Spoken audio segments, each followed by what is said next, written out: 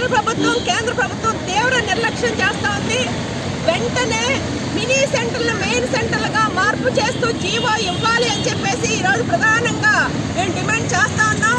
ఈ budget సమావేశాల్లోనే mini సెంటర్ల budget కేటాయింపులు జరగాలి, బడ్జెట్ సమావేశాలు అయ్యే లోపు జీవో ఇవ్వాలి అని చెప్పేసి కూడా మేము డిమాండ్ చేస్తా ఉన్నాం. ఈరోజు మినీ వర్కర్లు నియమించినప్పుడు కేవలం పేద గర్భిణీలకు ఆహారం అందిస్తే సరిపోతుందని చెప్పారు.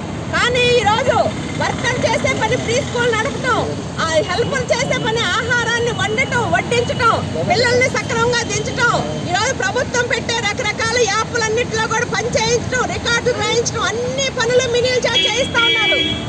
ఈరోజు మినీలు సెంటర్కి వచ్చిన తర్వాత సర్కస్ చేసే పని, కానీ కనీసం వర్కర్ తోటి వేతనం ఇస్తున్నారంటే అది కూడా లేని పరిస్థితి.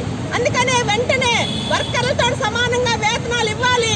కనీసం వేసవి సెలవులు ఉన్నాయి అందరికీ, అంగన్వాడీలకి మే నెలలో 15 రోజులు సెలవులు ఇస్తారు, ఆ సెలవులు కూడా మినీలకి ఇవ్వట్లేదు.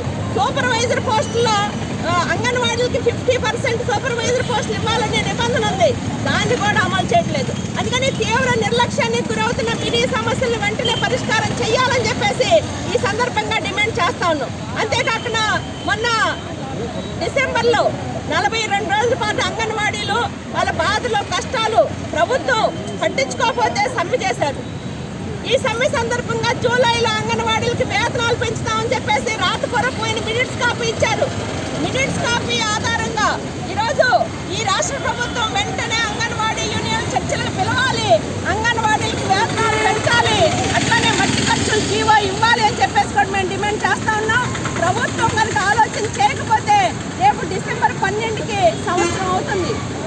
సంవత్సరం కాలంగా అయిన సందర్భంగా మేము పెద్ద ఎత్తున మరొక పోరాటానికి సిద్ధమవుతామని కూడా ఈ సందర్భంగా హెచ్చరిస్తా ఉన్నాం.